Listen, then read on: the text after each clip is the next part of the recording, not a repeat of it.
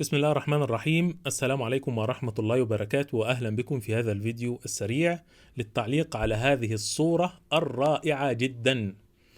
هذه الصورة نشرت على صفحة الجزيرة الوثائقية منذ قليل، وكتبوا: صخرة ضخمة تحيط بقرية باني المسلمة العائمة على بحر أندمان، يشكل المسلمون ما نسبته 100% من سكان هذه القرية، ويمارسون مهنة صيد السمك فقط، وتضم مدرسة للمسلمين ومسجدا، وتعرف بقرية كوباني، وتتكون من أكواخ قائمة على ركائز خشبية مثبتة في قاع البحر، وتتبع هذه القرية لخليج فانغناغا في تايلاند. قبل أن أعلق على هذه الصورة، وإن كان التعليق ليس لي، التعليق لشخص آخر، هذا هو التعليق وهذا هو الذي جعلني أسجل هذا الفيديو. لكن أول ما شفت هذه الصورة والله فكرت في الملاحدة الذين يقولون أن هذا الكون تشكل بالصدفة أو بالعشوائية، بشكل عشوائي. سبحان الله.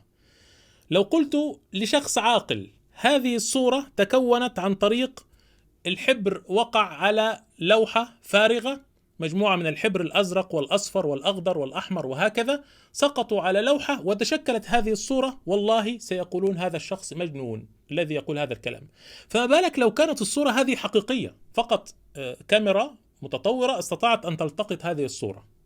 فسبحان الله، والله خطر في بالي هذا الموضوع، موضوع إنه هذا الكون تشكل بالصدفة. طبعا في صور أحسن من هذه الصورة بكثير، وكل يوم بشوف صور أجمل بكثير، لكن سبحان الله في خواطر كده بتأتي على الإنسان وهو بيشوف بعض الصور العجيبة. صورة جميلة وأي واحد يتمنى يذهب إلى هذا المكان ويشوف هذا المكان بشكل طبيعي. سبحان الله. وهناك من يقول هذا الكون تشكل بالصدفة وبشكل عشوائي ولا يوجد إله، وهذا الكلام الفارغ. بينما لو قلنا له أن هذه الصورة رسمت بشكل عشوائي، وقع الحبر على الأرض وكذا، لا يصدقون ويقولون مجانين. فما بالك بهذه الصورة وهذه اللوحة الخرافية. نرجع لموضوعنا الأساسي، وهو الناس الذين يطعنون في أصحاب رسول الله صلى الله عليه وسلم ومن جاء بعدهم من العلماء ومن التابعين، وهؤلاء الذين جابوا الأرض لنشر الإسلام.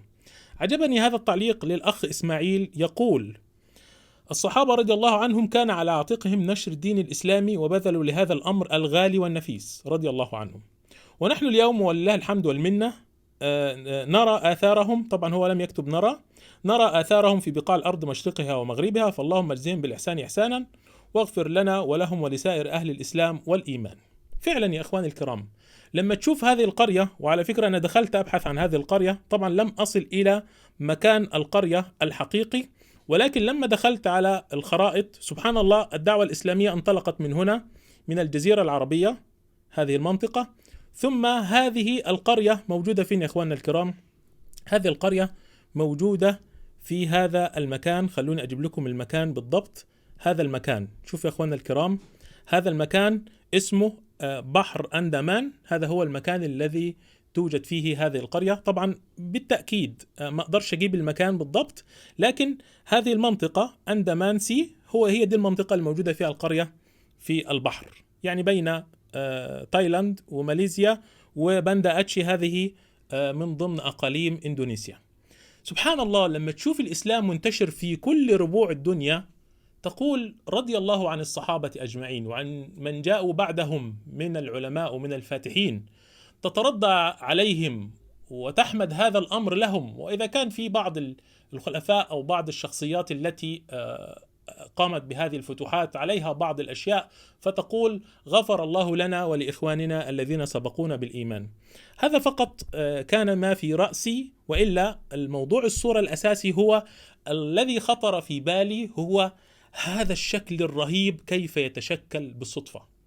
يعني كيف هذا الفيديو اللي انتم هتشوفوه الآن، هرفعه بعد شوية، كيف انه هذا الفيديو يرفع بشكل عشوائي بدون ما واحد يسجله وبعدين يعمل له مونتاج على الكمبيوتر وبعدين يرفعه ويكتب العنوان ويحط الوصف. سبحان الله. فأنا حبيت أعلق على هذه الصورة، وإلا تعليق الأخ هذا هو الذي شدني لهذا الموضوع. والناس كلها تتمنى أن تذهب إلى هذه المنطقة، كله بيقول روعة. سبحان الله. شوفوا سبحان الله، أول ما تشوف الصورة تقول سبحان الله الخالق. لا يمكن أن يكون هذا الشيء عشوائي، ولا يمكن أن يكون بدون صانع، بدون مبدع. سبحان الله سبحان الله سبحان الله. جزاكم الله خيرا. وطبعا هذه خاطرة سريعة مرة أخرى، أتمنى أن تكون قد أعجبتكم، والسلام عليكم ورحمة الله وبركاته.